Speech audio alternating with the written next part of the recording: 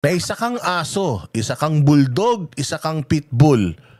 Dapat matakot sa'yo ang lahat. Hindi ka nakakatakot, sir. Maniwala ka, hindi ka nakakatakot. Maaring nakakatakot ka dahil sa kapangyarihan mo, dahil alam ng mga tao na mapang-abuso ka. Alam din nito ni Remulla yun.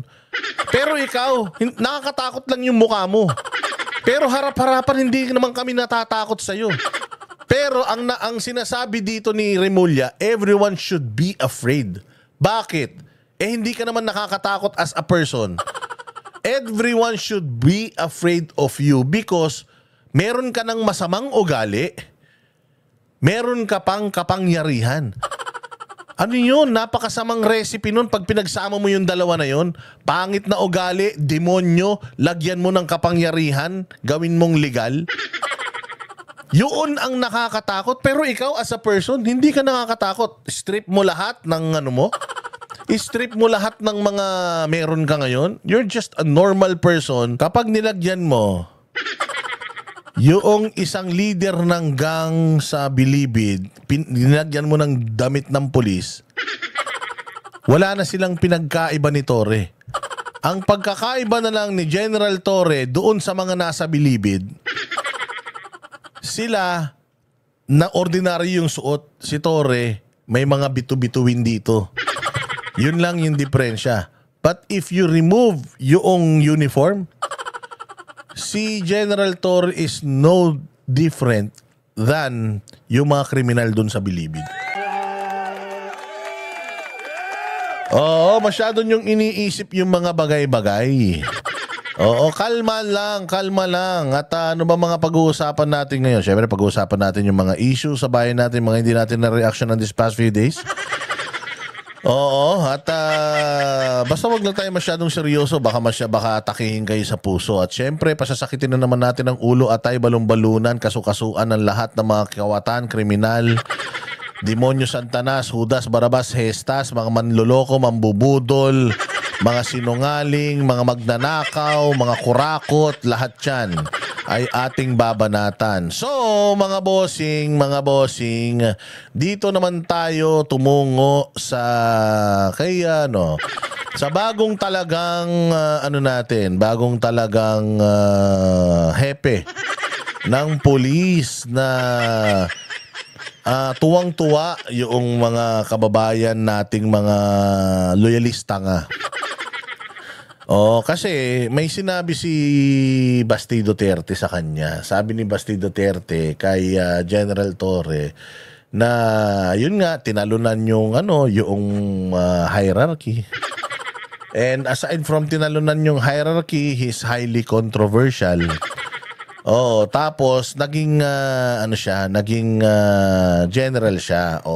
Naging PNP chief siya. Syempre, yung media, iti-twist nila yan. Iti-twist ng media yan. Kasi ganito ang sinabi ni Basti Duterte. Bukod doon sa marami siyang tinalunan, marami siyang nilaktawan na ranggo, doon lang sila nag-focus. Pero ang sinasabi dito ni Basti Duterte, yung buong gist nung kanyang sinabi is, si General Torre ay hindi na-promote dahil sa merits. Alam niyo yung merits? Oo, merong merit and demerit. Diba? Yung good merits, ika nga, hindi siya na-promote because of good merits. Dahil sa kagandang asal. Na-promote siya dahil sumunod siya sa utos na kahit na mali, kahit labag sa batas, sinunod niya pa rin. Hindi lang isang beses, hindi lang 5 beses, napakaraming kasalanan nito sa taong bayan. Tapos siya pa yung na-promote. Yun yung gist ng speech ni Mayor Baste. Pero syempre, knowing itong mga buwisit na mga media na ito, they will twist it ng parang pwedeng mabalikan si Basti Duterte.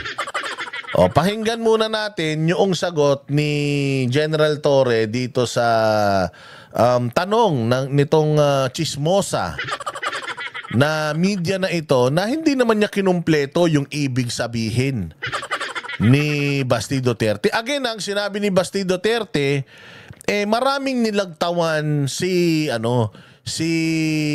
General Torre na mas matitino sa kanya.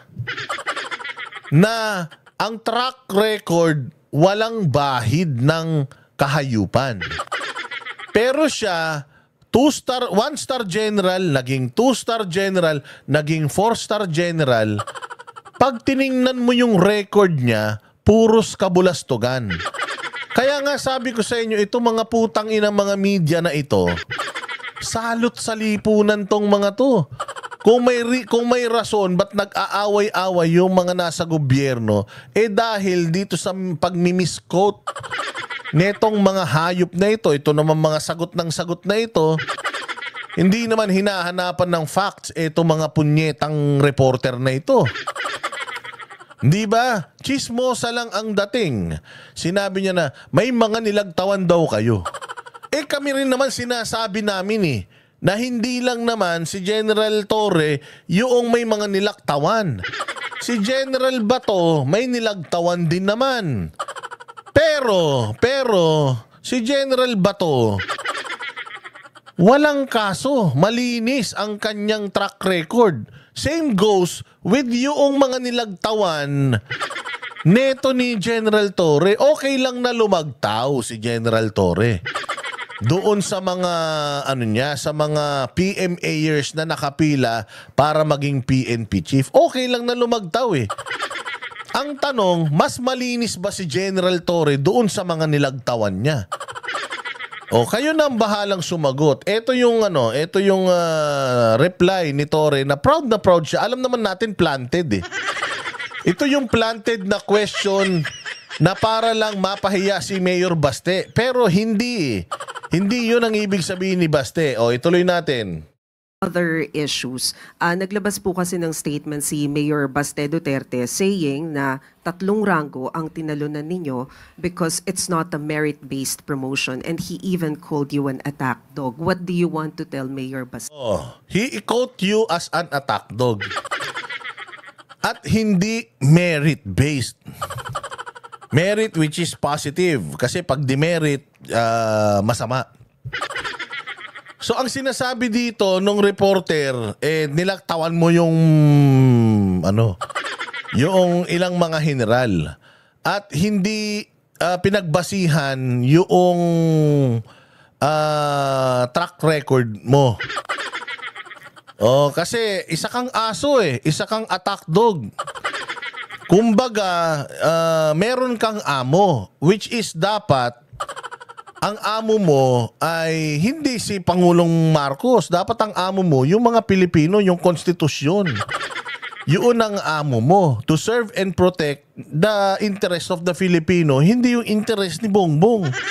Interest ni Rimulya. Interest ni Abalos. Hindi ba? Yun ang ibig sabihin dito. Kunyari pa nag-isip siya, pero planted Planted na planted. At even before, sinasabi na natin yan, even before this press con or question and answer, nung na talaga pa lang siya, sinight na natin yon na yes, it is possible. It's actually the discretion of the president. Pero ang question nga dito is, magaling bang pulis to? Mahusay bang pulis to? Okay.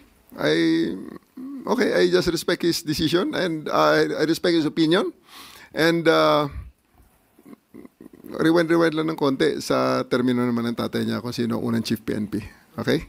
So, ano ranggo ng unang chief PNP at ano ranggo ko bago ako naging chief PNP. So, ayun. So, yun na. Doon niya binase. Tama rin naman yun. Maganda naman. Pero, since kinumpir mo si General Bato sa'yo, General Torre, wala ka sa kalingkingan. Unang-una sa lahat, sa isip at sa mga nagawa, wala ka sa kalingkingan. Putang ina niyan, kinumpara mo yung sarili mo kay General Bato. Unang-una, si General Bato ay isang sundalo nagtapos sa Philippine Military Academy. Ikaw ay nagtapos sa Philippine National Police Academy. Malaki po ang diferensya ng mga nagtapos sa PNPA sa PMA. Hindi natin minamaliit pero aminin natin, mas matitikas ang mga PMAers.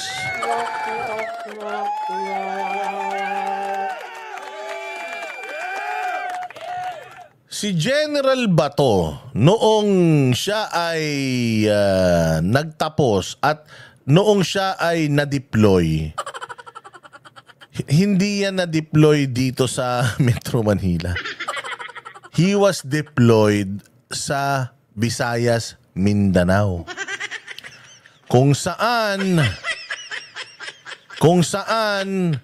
nagkalat ang mga komunista, terorista, at talagang napakahirap pagka diyan ka napunta. May mga documentary pa si General Bato. Noong siya ay hindi pa mataas na ang posisyon, lumalaban na yan sa mga rebelde. Nakikipagbarilan na yan sa mga komunista. Okay. Ikaw, ano ang may pagmamalaki mo? Anong laban ang mga ipinanalo mo? Gumawa ka ng documentary, i-content ko. Kung meron. Kung meron. Kasi si General Bato de la Rosa, unti-unti umangat ang kanyang ranggo dahil magaling siya sa trabaho niya. Crime buster talaga siya. Matapang talaga siya. May mga documentary pa siya noon na talagang naglalakad sila sa mga kabundukan. Naghahanap ng mga kalaban. Pucha, ikaw baka buong buhay mo, nakaupo ka na lang dyan sa lamesa mo. Baka pagka-graduate mo ng PNPA, may rango ka na, baka nag-schooling ka na ng nag-schooling para umakyat yung rango mo. Hindi kasi ganyan noong panahon. Noong panahon kasi, yung rango mo nakabase sa trabaho mo, performance mo, sa pagtupad mo sa iyong tungkulin. Baka para ka lang si Lacson. Kasi yan sinasabi ni Biroya before eh.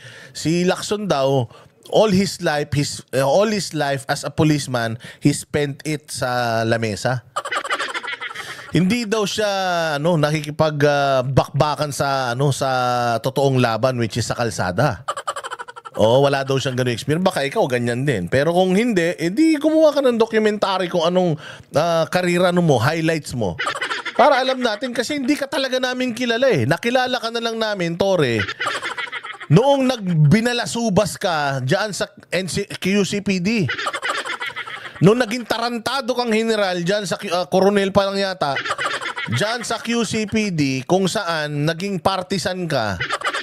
At ipinagtanggol mo yung isang road rage na putay nang yan. Porket kalahi nyo, porket dating pulis, porket padrino ka, binigyan mo ng plataforma. Pinagpaliwanag mo kasama dyan sa istasyon mo. Yun pala, CCTV, lumabas, siya talaga yung may kasalanan. Napahiya ka nun. Sa sobrang buti nga nun, may kahihiyan ka eh. Sa sobrang kahihiyan mo nun, nag-resign ka sa iyong tungkulin. Si Bato, nag-resign ba yan? Hindi, unti-unti yung ranks na akyat niya hanggang sa maging general siya at maging chief of police siya ng Davao. Nung naging chief of police siya ng Davao, anong nangyari sa Davao, General Torre? Yung Davao City ang pinaka-peaceful na syudad. Kung hindi mo natatandaan, General Torre, merong patimpalak ng mga syudad sa buong Pilipinas, pagalingan ng pulis. Kasi syempre bawat LGU may kanya-kanyang pulis yan. Samar Police, Davao Police, Manila Police District, Makati Police. Bawat syudad. Alam mo ba na 4 na taon dare-derecho nananalo ang DCP o Davao City Police Office sa pinaka mahusay na pulisya sa buong Pilipinas. At alam mo rin ba na dinisqualify na sila? Kumbaga, in-exempt na ang Davao. Kasi sa tuwi na lang, nagkakaroon ng patimpalak, walang tumatalo sa Davao. So tanggalin na natin yung Davao para maranasan naman ng ibang syudad na manalo. Tinanggal ang Davao dyan sa patimpalak na yan para lang maka-experience naman yung ibang syudad na maipagmalaki man lang nila na we won as the best police police office sa buong Pilipinas. Si General Bato ang happy dyan. At bago nalinis ang Davao, my goodness, ang Davao talaga naman. Sobrang gulo dyan. Sinasabi nga sa akin noon na hindi ka pwede maglakad dyan ng nakarilos. Kahit peke yung relo mo, yari ka dyan. Di ka makakalakad ng gabi. Sobrang daming kriminal dyan. Pero dahil kay General Bato, kay Pangulong Duterte, syempre hindi naman magiging successful si Pangulong Duterte kung hindi magaling yung kanyang pulis. Dahil sa kanilang napakagandang ginawa dyan sa Davao City, matapang na head-on, binasag nila lahat ng mga sindikato dyan, lahat ng mga kriminal dyan, kidnapping, terrorism, name it. Dyan sa Davao, may mga kidnapper, holdupper, abu sayyaf, terorista, may mga NPA pa. Lahat ng klase ng kalaban nandiyan sa Davao, pero ngayon ang Davao zero insurgency. Zero insurgents, wala nang diyan rebelde. Na-convert nila lahat ng mga ng mga kuta ng mga terorista diyan, na-convert nila yan lahat ngayon na all of the barangays are working together para hindi na sila ulit mapasok ng mga komunista. So ganyan. Yun ang nagawa ni General Bato. Kaya nga, noong pinromote si General Bato ni Duterte bilang kanyang PNP chief, anong ginawa ni General Bato sa Pilipinas? Inubos nila lahat ng mga kriminal at saka ng mga drug lord. Tuwan-tuwa pa nga kayo nun eh. Di ba, tuwan-tuwa pa nga kayo nun? Nasa NTFL ka pa nga nun eh. Hindi ba? Siniseminar ka pa nila Doc Lorraine Badoy. Wala ka pang kwenta nun. Di ba? So si General Bato, meron siyang ganun sa kanyang resume. Meron siyang mga nagawa. Tokhang. Yung tokhang nila, successful sa Davao eh. Ginawa sa buong Pilipinas, successful? Oo. Ngayon, ang tanong, ang daming namatay sa buong Pilipinas. May mga namatay, pero hindi tama yung numero na sinasabi nilang 20,000, 30,000. May mga namatay, casualties. Kasi talagang buong Pilipinas yung operation mo. Natural. Sa 1 milyong kriminal, natural may mga ilan dyan na lalaban. Gaano karami na kulong? O hindi ba, noong panahon ni General Bato at ni Pangulong Duterte, di ba napuno lahat ng kulungan natin ngayon? Puno ba yung mga kulungan ngayon? Oh, anong ipinagmamalaki nyo ngayon? Na kayo ang may pinakamaraming nakuha na droga? Putang ina, pinagmamalaki nyo yan?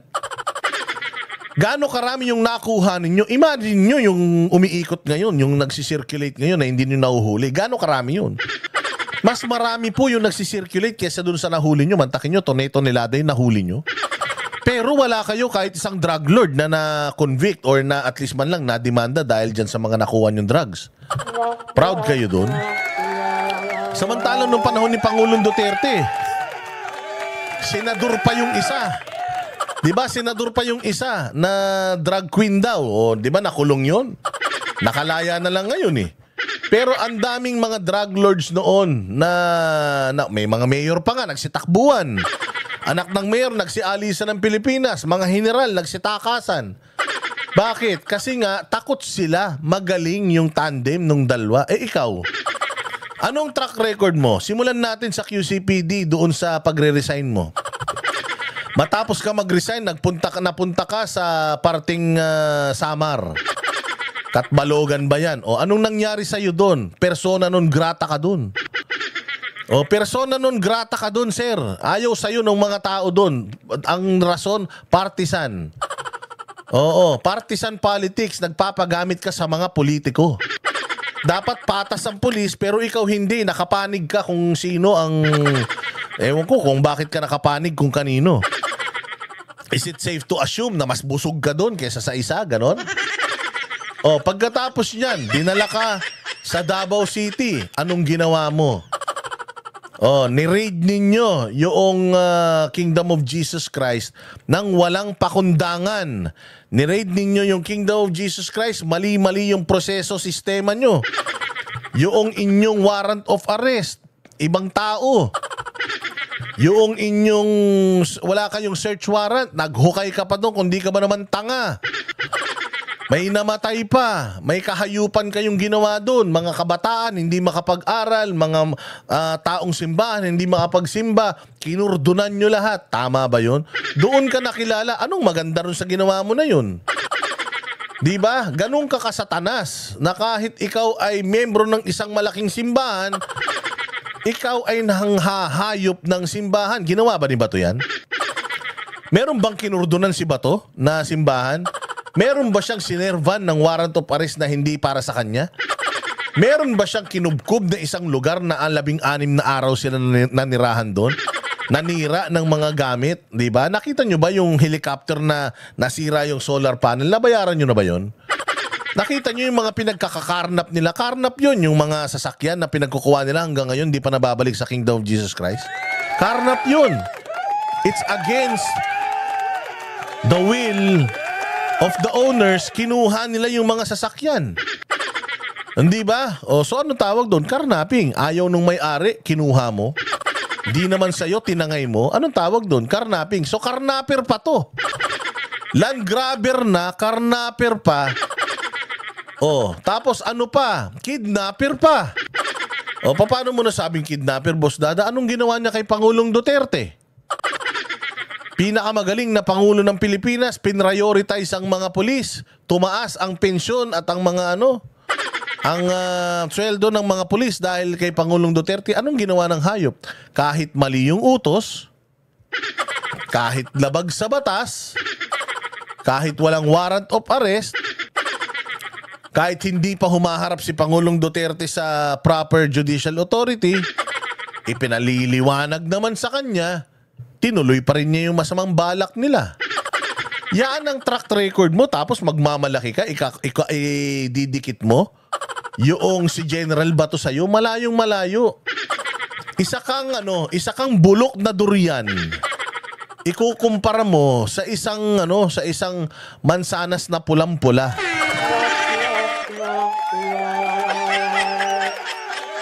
Medyo makapal ang mukha mo, sir. Nakilala po kayo bilang isang goons na naka-uniforme. Oo, totoo yan. Kayo ay isang goons na naka-uniforme. Bayad ng taong bayan na inaabuso ang taong bayan. Private army kayo. Ni Bongbong Marcos at ni Boying Rimulya, pati ni Abalos noon. Oh, lahat, wala pa namang napatutunayan sa lahat ng mga akusasyon ninyo, pero napakagaling ninyo mag-accuse. Wala kayong pinuntahan na tinanggap kayo. Pumunta kayo sa QCPD, gumawa kayo ng kabulastugan. Tinapong kayo sa ibang lugar, gumawa kayo ng kabulastugan. Tunapong ka sa Davao, gumawa ka ng kabulastugan. Tinapong ka sa CIDG, gumawa ka na naman ng kabulastugan. Kaya ang sinabi ni Baste, hindi base sa magandang conduct yung pagkaka-promote mo. Na-promote ka, sir, dahil sa kahayupan mo, sa kademonyohan mo. O hindi ba? Ito na mismo, si na mismo ang nagsasabi eh. O ayan si Rimulya na mismo ang nagpatunay na isa kang aso, isa kang bulldog, isa kang pitbull. Dapat matakot sa'yo ang lahat. Hindi ka nakakatakot, sir. Maniwala ka, hindi ka nakakatakot. Maaring nakakatakot ka dahil sa kapangyarihan mo, dahil alam ng mga tao na mapang-abuso ka. Alam din ito ni Rimulya yun. Pero ikaw, nakakatakot lang yung mukha mo. Pero harap-harapan, hindi naman kami natatakot sa'yo. Pero ang sinasabi dito ni Remulla, everyone should be afraid. Bakit? Hindi ka naman nakakatakot as a person. Everyone should be afraid of you because meron ka ng masamang ugali, meron ka pang kapangyarihan. Ano yun? Napakasamang recipe nun pag pinagsama mo yung dalawa na yun. Pangit na ugali, demonyo, lagyan mo ng kapangyarihan, gawin mong legal. Yun ang nakakatakot. Pero ikaw as a person, hindi ka nakakatakot. Strip mo lahat ng ano mo. I-strip mo lahat ng mga meron ka ngayon. You're just a normal person. Pero hindi ka nakakatakot, sir. Pero nakakakaba ka. Binigyan mo ng ganitong kapangyarihan, binigyan mo ng ganitong laki ng responsibilidad yung isang tao na demonyo. Yun ang nakakatakot. Sinabi rin naman ni Remulla, everyone should be afraid. When you tell General Torre to attack, he attacks. Ganun ba dapat? Bobo rin to si John Vic Remulla eh. Walang alam to sa batas eh. Hindi dapat ganun ang pulis. Dapat ang kalidad ng isang pulis, yung alam ang batas, matalino sa batas, pag sumuway ka sa batas, gamit ang batas, yun ang kanyang armas para hulihin ka. Pero yung sabihin mo na matakot kayo dito dahil itong aso na to, pag sinabi namin na mangangagat to. So regardless, tama o mali, may amo ang aso. Katulad ni Torre na dinidescribe dito ni Remulla, ang amo niyan, yan, si Remulla, si Abalos, si Boying, si Bongbong, si Romualdez. Pag inutos nila, wala nang second look yan sa konstitusyon. Kakagating ka na lang yan, hahayupin ka na lang yan, bibisiting ka na lang yan. Proud kayo dito, John Vic? Ikaw, Torre, proud ka ba na ginawa kang general kasi ikaw yung pinakaaso sa inyong lahat? Nanggaling na sa kanila eh. So tama yung sinabi ni Basti Duterte na ikaw ang basihan ng pagka-promote mo is hindi dahil magaling ka, dahil lang aso ka. Dahil lang attack dog ka. Dahil lang mukha kang aso. Kasi ang aso, kung sino nagpapalamon sa kanya, yun ang amo niyan. Walang ang loyalty niya nandoon sa tao na nagpapakain sa kanya. Walang loyalty yan dun sa mga tao na nakukyutan sa kanya. Oo, ang loyalty niya nandun lang sa nagpapakain sa kanya. And dito, he was referred to as a dog. As a gritty pit bull. Alam mo ba na yung pitbull, binabaril na yan sa Amerika? Oh, yung mga pitbull, pinapatay na yan sa Amerika, bawal na yan, lahi na yan. Mantakin mo sa ibang bansa, bawal na yung lahi na yan. Kasi nga yung pitbull, putang ina, walang pakundangan yan, kagat ng kagat yan, walang utak yan eh. Mantakin mo, doon kanya ibinase ni Remulla. Tuwan-tuwa ka pa. Tayo na kung ako anak mo ha, tatay ko aso. Anak ng tinapay naman. Ang dami naman pwedeng ihalin tulad sa'yo, bakit aso pa? Pinakamasaklap, yung walang utak na aso pa yung inano sa'yo. Tapos proud ka dito.